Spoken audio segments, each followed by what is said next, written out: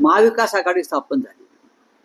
त्याच्यामध्ये 3 पक्ष प्रामुख्याने होते. शिवसेना, माननीय शरद पवार यांच्या नेतृत्वाखालील राष्ट्रवादी काँग्रेस पक्ष आणि काँग्रेस पक्ष.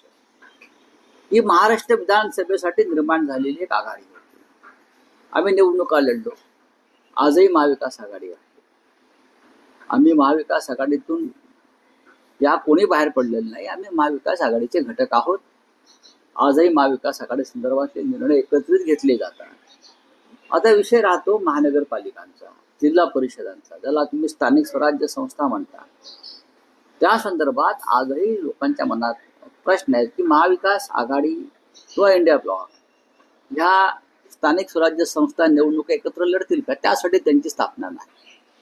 स्थानिक स्वराज्य संस्था, खास करून महानगरपालिका, जिल्हा परिषद, नगरपंचायत यासाठी वेगळी गणित आणि समीकरणं असतात. त्यासाठी कधीतरी स्वतंत्रपणे लढावं लागतं, कधी काही स्थानिक आघाड्या कराव्या लागतात. मला जेव्हा प्रश्न विचारला तेव्हा मी इतकं सांगितलं की आमच्या सगळ्यांवर दबाव असा आहे जनतेचा, जो आपण 5 तारखेला पाहिला असेल की मुंबई महानगरपालिकांसह महाराष्ट्रातल्या महानगरपालिकामध्ये शिवसेना आणि मनसे, खास करून माननीय उद्धव ठाकरे आणि राज ठाकरे यांनी एकत्र येऊन निवडणुका लढाव्यात, हा लोकांचा दबाव आहे. या संदर्भात भविष्यात चर्चा होतील, वेळ आहे अजून. त्याच्यावर त्याचा फार चिंता करण्याचं कारण नाही.